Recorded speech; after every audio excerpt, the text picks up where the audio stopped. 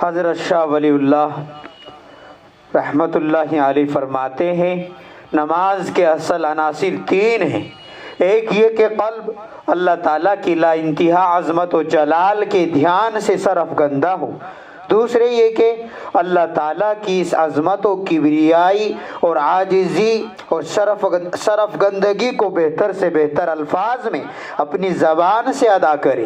اور تیسرے یہ کہ باقی تمام ظاہری اعضاء کو بھی اللہ تعالیٰ کی عظمت و جبروت اور اپنی عاجزی و بندگی کی شہادت کے لیے استعمال کرے۔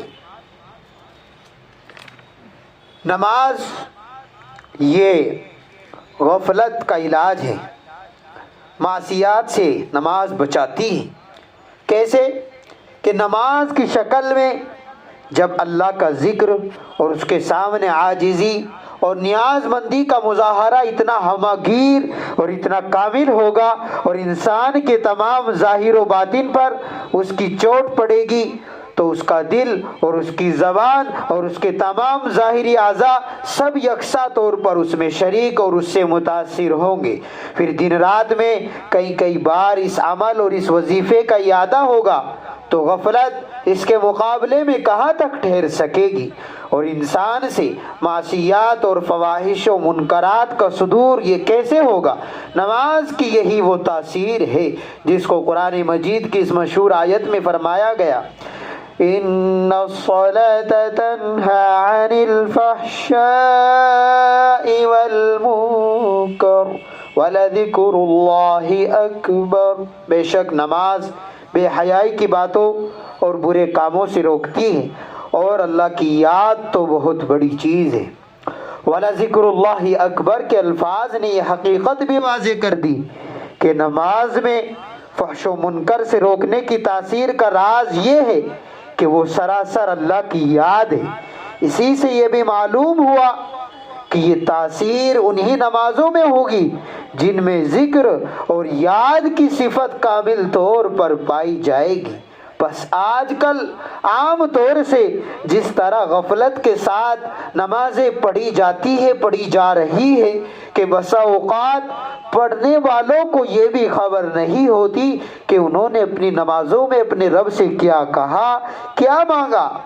بس شعور اور حضور سے خالی ایسی نمازوں سے اگر تقوی والی زندگی پیدا نہیں ہوتی، بری عادتیں نہیں چھوٹتی، تو اس میں نماز کا کیا قصور ہے۔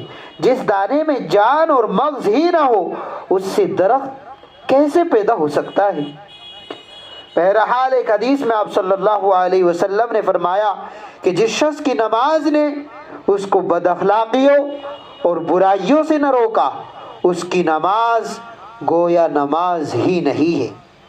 بہرحال نماز کی یہ تاثیر تب ہی ظاہر ہو سکتی ہے جبکہ نماز غفلت والی نماز نہ ہو بلکہ سراسر ذکر ہو، جسم کا بھی زبان کا بھی ذکر ہو اور دل کا بھی ذکر ہو۔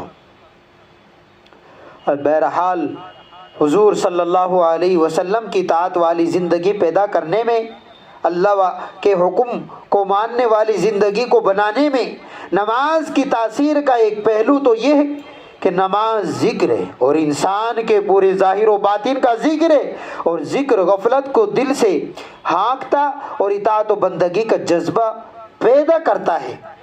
اور دوسرا پہلو یہ ہے کہ نماز روز قیامت اور حساب و کتاب کی یاد دہانی بھی ہے، کیونکہ نماز میں ہر رکعت میں بار بار مالک یوم الدین اور الذین انعمت علیہم غیر المغضوب علیہم ولا الضالین پڑھتے وقت اللہ کے قانون جزا اور سزا اور روز حساب کی یاد دہانی بھی ہوتی ہے۔